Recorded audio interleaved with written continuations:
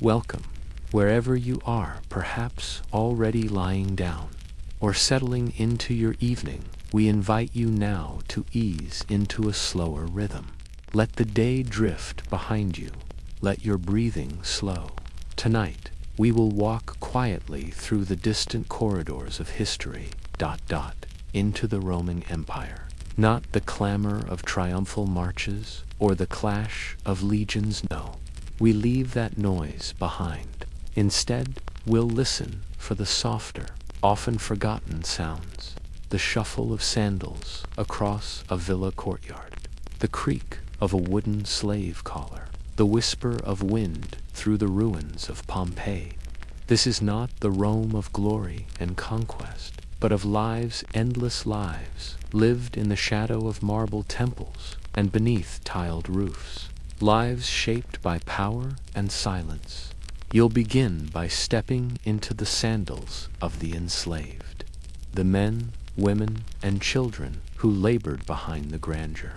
Then we will follow the quiet echo of rebellion Spartacus, whose ghost still haunts Roman memory. We'll pause beneath the ash-frozen skies of Pompeii, where time was stilled mid-motion. And finally, we'll wander into the serene world of the Roman elite, where gardens and luxuries masked a different kind of struggle. So close your eyes, if you wish.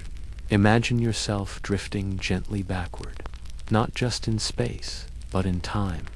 Now, breathe in, slowly, and out.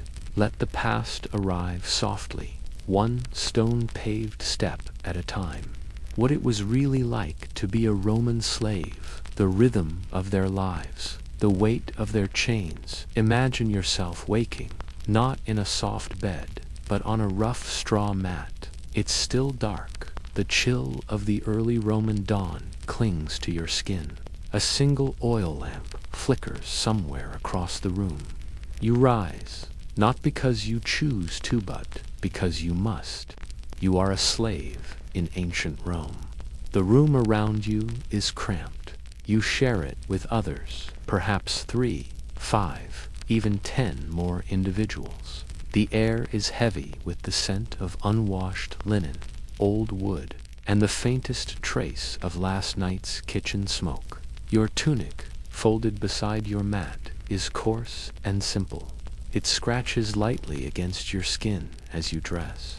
There are no possessions here, no privacy, no doors that lock from the inside. Outside, the villa or domus stirs gently. The free citizens still sleep, curled in warm blankets behind shuttered windows. You move quietly, almost invisibly, like breath beneath a closed door. Your duties begin before theirs do. You might be a household slave, familia urbanand. Your world is confined to the spaces behind Roman luxury. The atrium, the kitchens, the peristyle gardens. Perhaps you serve wine, fetch sandals, sweep mosaic floors, polish bronze fittings, until they catch the candlelight just so. Always watching, always listening. Never too loud, never too slow. There are no holidays for you. The calendars, festivals belong to others. You serve during Saturnalia, unless your master is kind enough to grant a day of symbolic role reversal, and even then, the kindness ends when the games do. Now imagine your hands. They are not soft, calloused from laundry, firewood, grinding grain. Perhaps they carry scars. Perhaps they have carried more than wood trays, chamber pots, secrets. Some slaves serve in silence. Others are punished when they do not. Discipline varies wildly from household to household. There are no universal protections. A master who strikes, who starves, who humiliates, does so with impunity. The law sees you not as a person, but as property. There are moments of stillness, though small, precious ones. A brief lull at midday when the house is quiet. A moment near the fountain in the garden, where water flows gently over worn marble. You might hear birds there. You might allow yourself a breath of your own. And yet, even those moments are borrowed. There are other kinds of slaves, too. Those who labor on rural estates, familia rustica, far from the cities. Their world is harder, harsher. They work the land from dawn to dusk, harvesting olives, pruning vines, digging ditches, hauling water. Their masters might never know their names. Overseers vilage enforce quotas and obedience. Punishments come quickly. There is no Roman poetry for these workers, only the slow erosion of years. And when illness or age comes, there is no pension, no rest, merely the end of usefulness. Still, not all slaves are equal. There are those whose skills elevate them. The educated Greek tutor who teaches Latin children philosophy and verse. The trusted steward who manages estates. The physician, the scribe, the cook. They are valuable, perhaps even respected, but still owned, still denied choice. A slave might be born into bondage, or captured in war, purchased at market, inherited, abandoned children, taken in and raised as servants. The roads to enslavement were many, but the destination was the same: loss of freedom, of will, of name. Among the rhythm of commands and chores, of bowed heads and cautious glances, a quiet resistance breathes. Sometimes it is the whisper of songs sung in corners, the hidden exchange of news, the subtle slowing of footsteps, a recipe passed on without permission, a joke shared in low tones. These are not grand rebellions, but they are survival. And survival, here, is its own kind of courage. You may wonder, was escape possible? Rarely, but yes, there were runaways. Fugitivi, they were called. Some were caught quickly, returned, punished. Others disappeared into the countryside. A few even joined rebel bands, or slipped into the city's underbelly, where identity could be blurred. But the cost of failure was severe. Branded cheeks, iron collars, inscribed with warnings, public flogging. Fear was a constant companion. There was also the path of manumission, freedom granted by a master often after years of loyal service. Some slaves saved coins, bit by bit, through informal payments. Others earned trust and were released in wills.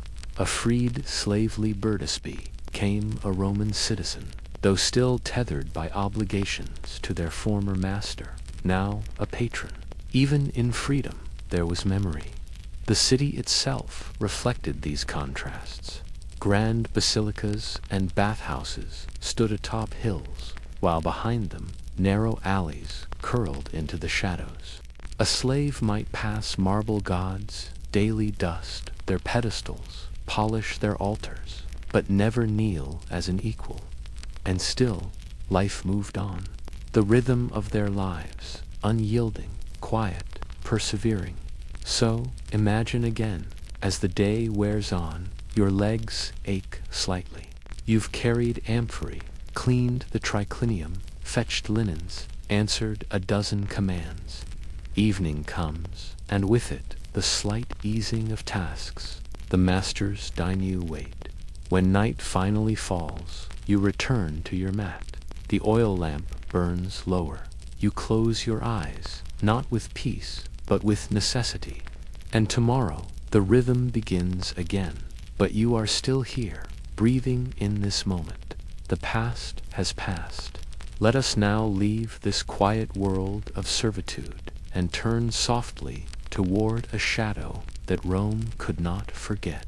A slave who did not just survive, but rose and fought and vanished into legend. Spartacus, from gladiator to ghost story. Let us now move gently from the quiet corners of the Roman household into the wider, more uncertain world.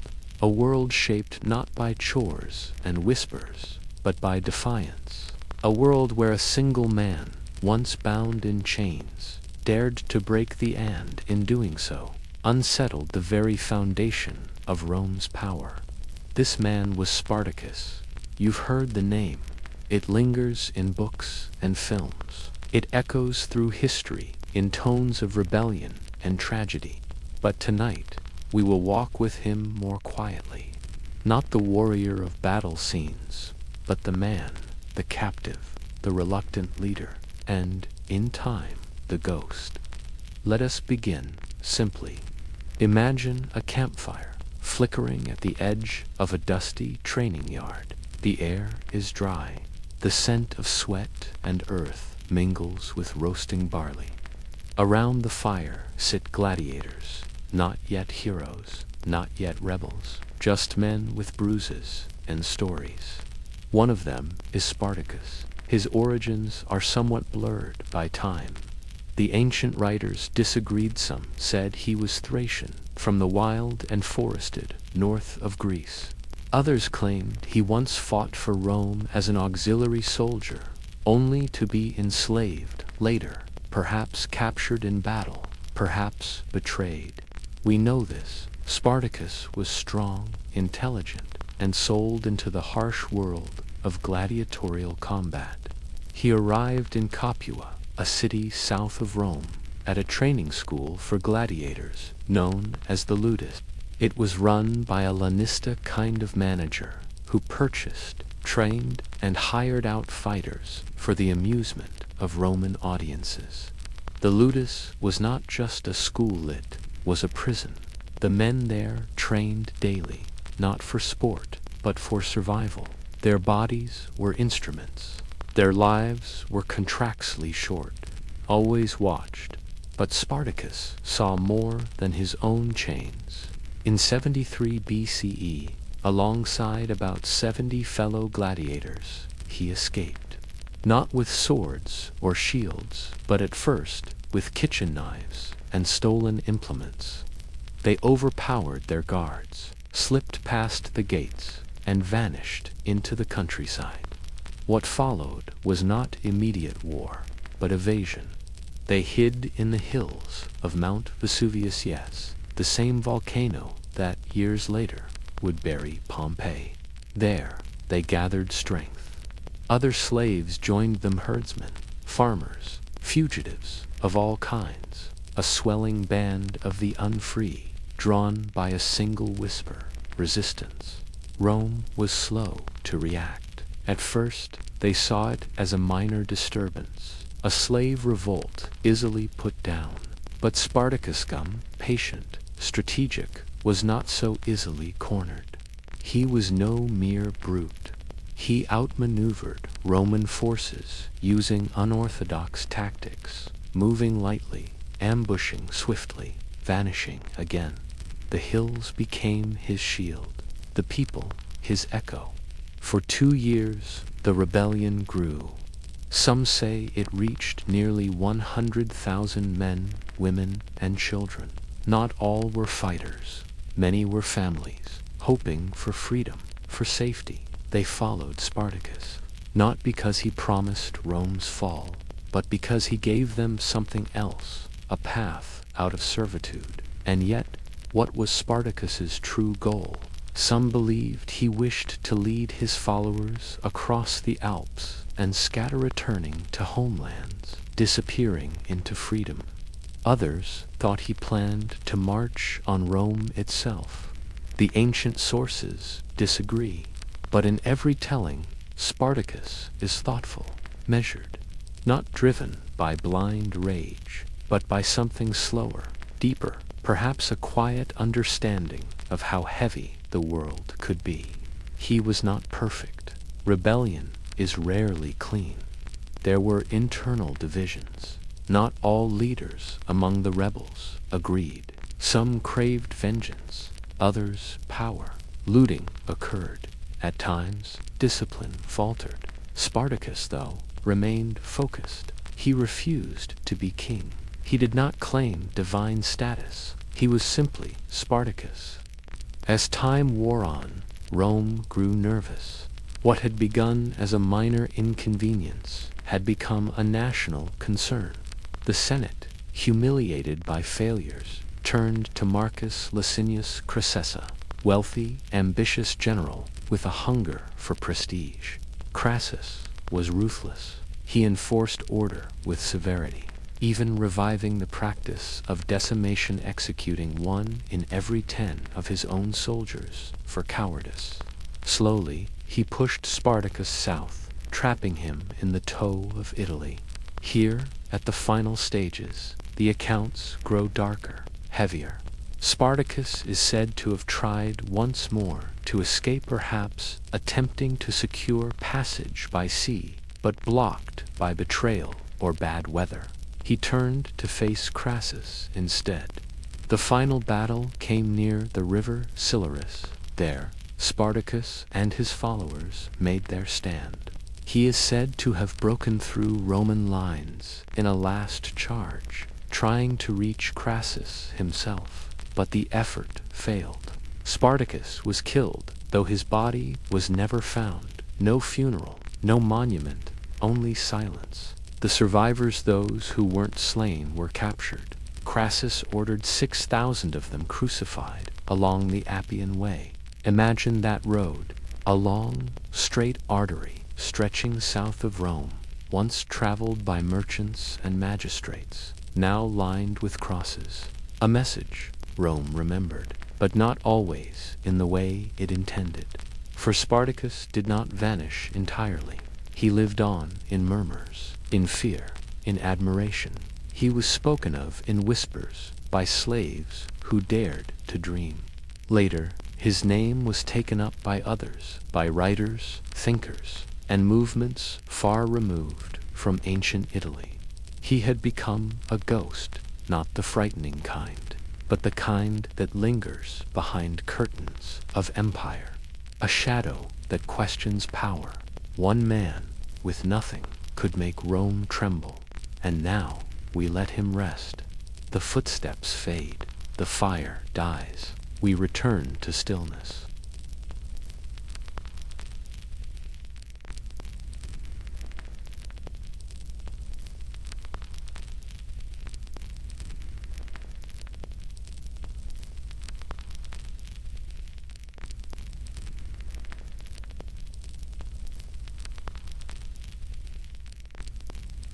Pompeii's ghosts, daily life frozen in ash now.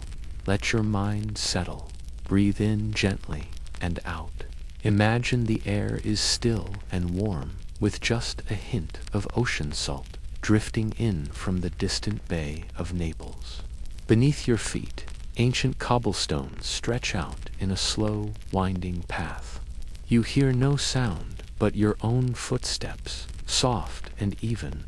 You are walking through the city of Pompeii, not the bustling, noisy Pompeii of markets and voices, but a Pompeii that sleeps, preserved in the hush of ash. Time stopped, here not, gradually, not gently, but in a sudden, silent cloud. But before the end, there was life. Let's step back into that life, now softly, with care. The streets of Pompeii were narrow, built with raised stones to allow pedestrians to cross during floods. Grooves in the road revealed the paths of wagon wheels, worn over decades. And there, to your left, are houses, small ones, plain ones, larger ones, to each with their own doorway, their own rhythm. The city was not especially grand, not Rome, not Alexandria.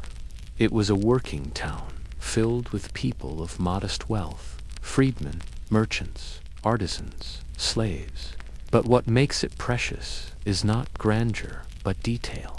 Pompeii is a moment in amber. Let us pause, just outside a bakery. Look, embedded in the floor near the doorway is a millstone, used for grinding grain. The grinding was often done by donkeys, walking in endless circles, led by slaves. And then the ovens, brick and domed, once warm with the scent of baking breads, some loaves even left inside at the time of the eruption, charred, preserved. Even their shape remains round, marked with deep cuts for easy division. Bread, simple, sustaining, shared. Next door, a thermopolium, kind of Roman fast food stall. It offered quick meals for workers too busy or poor to cook at home. Imagine stone counters, pitted with circular holes that once held clay pots d'olio filled with stews, lentils, wine, or chickpeas. You can almost feel the warmth radiating from them. The walls are painted sometimes with colorful scenes. Neptune and Amphitrite, still swimming in faded blues and reds, gods and legends, or even advertisements. Crude drawings of gladiators, inscriptions about performances or rivalries. One reads, "At the amphitheater, the gladiators of Alusutius Certus will fight. Come early." Then there are the more personal messages, scratched into plaster, etched in a hurry. Graffiti, raw, human. Some are boasts, some are love-struck, some complain about prices. One reads, "I don't want to sell my kisses, but I will if you pay." Another, "The small room costs 2 asses for the night. If you want a better one, pay more."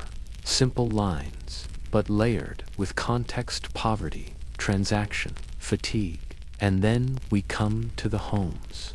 Let us enter the House of the Faun, one of the largest in Pompeii. The door opens into an atrium, quiet, sunlit through an open roof. In the center is a shallow pool, the impluvium to catch rainwater. On the floor, a mosaic, small black and white tiles forming the image of a growling dog. The inscription near it reads, "Cave Canambi, 'Ware of the Dog." Farther in, a gentle surprise, the famous Alexander mosaic, a sprawling image of Alexander the Great in battle, captured mid-motion, though all around it now is still. The colors have faded, but the intensity remains. In another villa, known as the Villa of the Mysteries, red-painted walls show a ritual scene. Life-sized figures in motion, some dancing, some turning away. A woman, perhaps undergoing initiation into a Dionysian cult, seems to shrink back. Another is being whipped, but gently rendered, symbolic, a ritual of transformation, not of punishment. And yet, outside these private rooms, life in Pompeii was also unvarnished. The bathhouses were many and, surprisingly, democratic. Here, you'll find bronze taps, heated floors, and delicate frescoes, naked athletes scraping themselves clean with curved streagles. In the steam, classes mixed more freely. Water was everything. It flowed from aqueducts into fountains, into homes and baths, into basins for washing clothes. But only the wealthier homes had consistent plumbing. Others relied on public fountains, and the streets, even with raised stones, could be filthy waste swept casually into gutters. And still they lived. They gossiped. They worked. They ate dates and lentils, cheese and fish sauce. Children played with small carved toys. Slaves fetched laundry or prepared the evening meal. There were sorrows, of course, illness, hardship, injustice, but also laughter, love, idleness, celebration. And then one morning in late August, everything changed. It began with a strange tremor, not unusual for the region. But this one did not end. A column of smoke rose from Mount Vesuvius, dark, high, and shaped like a pine tree. Some watched from rooftops, puzzled. Others began to flee. But many remained unsure, trusting that the mountain, quiet for centuries, would soon settle. Then came ash falling like snow, light at first, then heavier, then stones, then fire. Pumice covered the city, rising by the hour. Roofs collapsed under its weight. The air became unbreathable.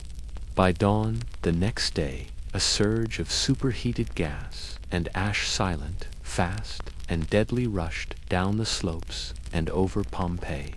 No time to run, no time to hide, and so time stopped. But strangely, in that pause, life was preserved. Bodies were covered in ash, their final poses fossilized in place.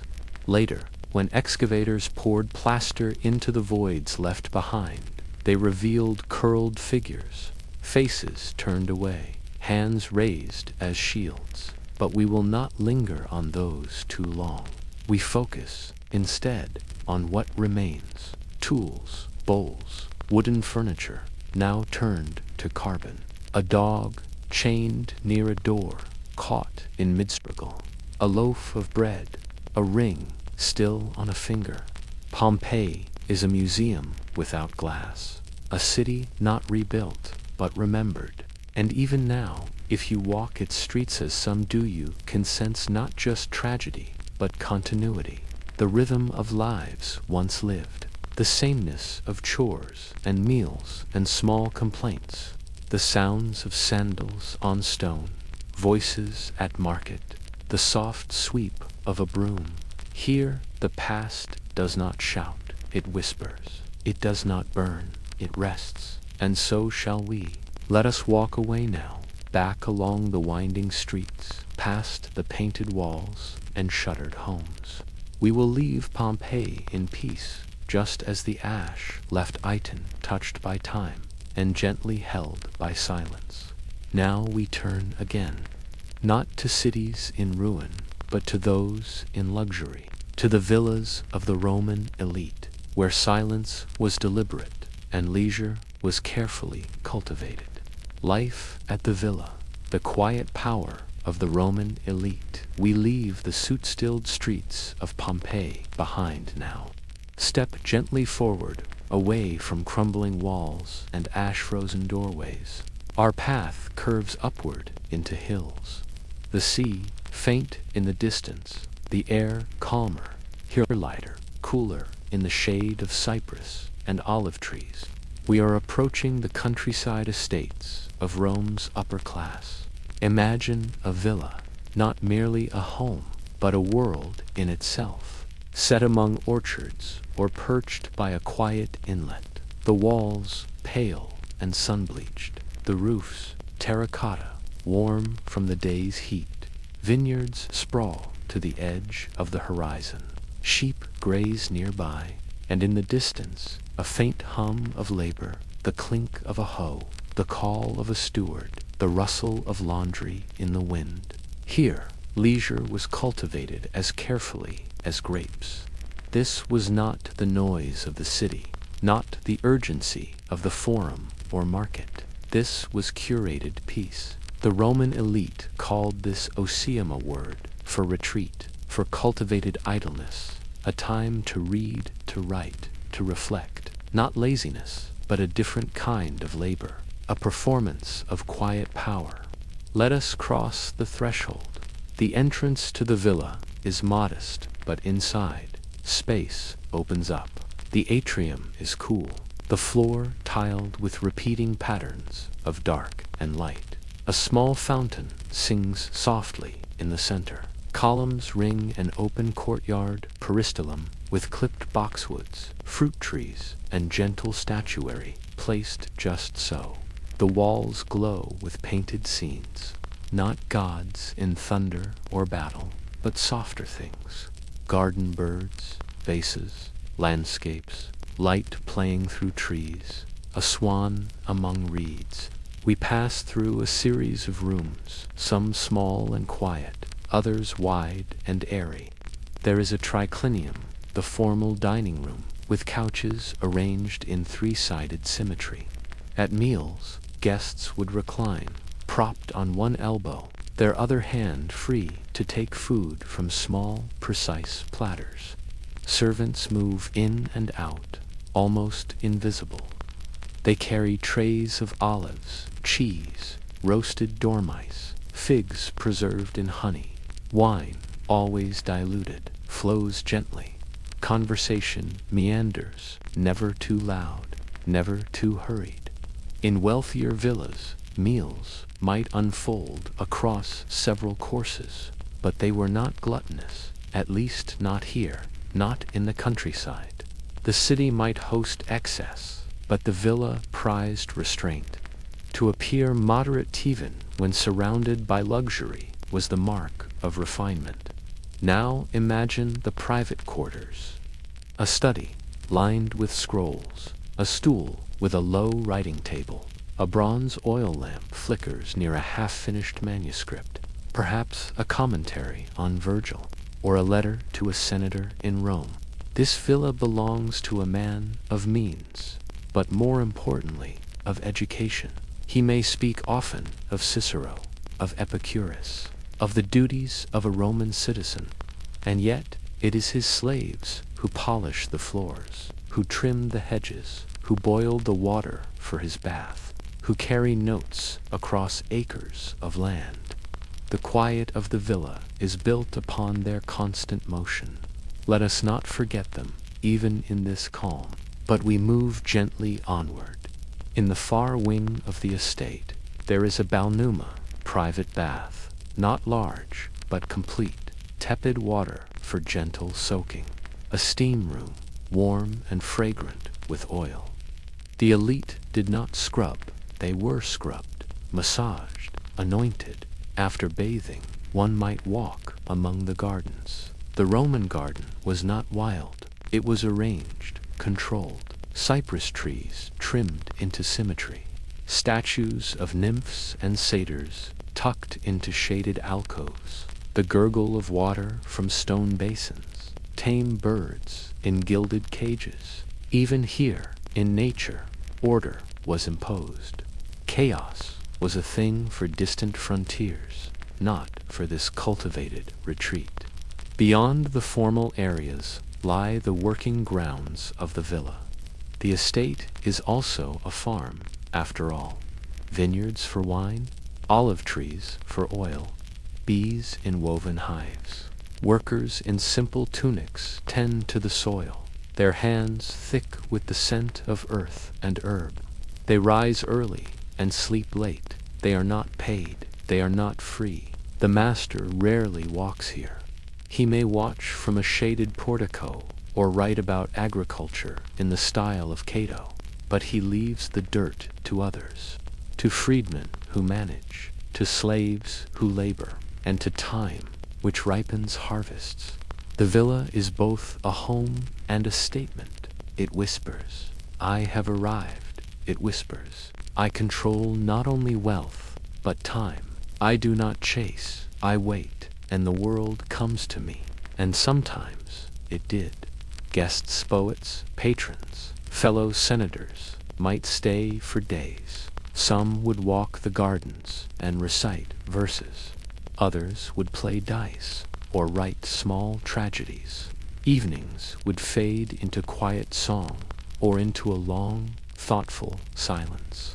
But always the villa held its rhythm, unchanging, balanced, peace maintained through hierarchy, quiet made possible through command. Outside, the empire churned, armies marched, laws shifted, emperors rose and fell. But inside the villa, life held its shape, like a sculpture, like a painting in red and gold. Time passed slowly here. A boy might be tutored in Greek. A girl might be taught to spin wool and read Ovid. Letters would arrive on wax tablets, carried by messengers on dusty roads. Perhaps a shipment of perfume from Alexandria, or oysters from Baiae. But these were ripples on a still pond. In the end, the villa was more than a building. It was a sanctuary, a philosophy, a symbol, a place where the Roman elite could pretend, for a moment, that they had tamed the world. And now the sun has lowered. A breeze stirs the cypresses. The oil lamps flicker in alcoves. Somewhere, a lyre begins to play. The evening meal is served, slowly, in quiet laughter and dim candlelight. Let us slip away from the villa now without sound, past the columns, through the gardens, out the heavy wooden door. Let the silence wrap around you once more. We have walked from the grit of servitude to the soft edges of privilege, from slave quarters to marble baths, from volcanic ash to polished scrolls. But there is one final step in our journey, a gentle reflection to carry us toward sleep. Let us now return, softly, to the present. Echoes of Rome, comforts of now and now. We drift away from Rome. The stones, the sandals, the shadows of togas in lamplight, tall, dissolve gently into the distance. You have journeyed, quietly, through the many rooms of Roman life. You've stood in the morning hush of a slave's quarters, where sleep was brief and toil long. You've heard the muted thunder of rebellion in the footsteps of Spartacus and those who followed him, briefly free. You walked the alleys of Pompeii, where time was paused in a final exhale, and you rested within painted villas, where silence and order reigned. Each space told its own rhythm. Each voice, though now faded, carried the hum of something human familiar. Because beneath the marble and the myths, Rome was not a world of heroes or monsters. It was a place of people, of waking and washing, of hunger and hope, of worry and waiting, of routine. The same sun that warmed their fields warms yours. The same weariness at the end of a long day. The same comfort in a quiet room, in the lull of familiar sounds. Though 2,000 years stretch between then and now, the rhythm, in some ways, remains. And that is the gentle gift of history. Not excitement, not urgency, but continuity. A reminder that lives were lived in full in the past. And now, yours is being lived slowly in the present. So breathe a little deeper. Feel the weight of your body soften against your bed. Let the stories settle. Let the silence stretch out. The empire has fallen. The candles are snuffed. The city gates are closed for the night. There is nothing more to do, only rest. Good night, and thank you for wandering through history with us. Until next time.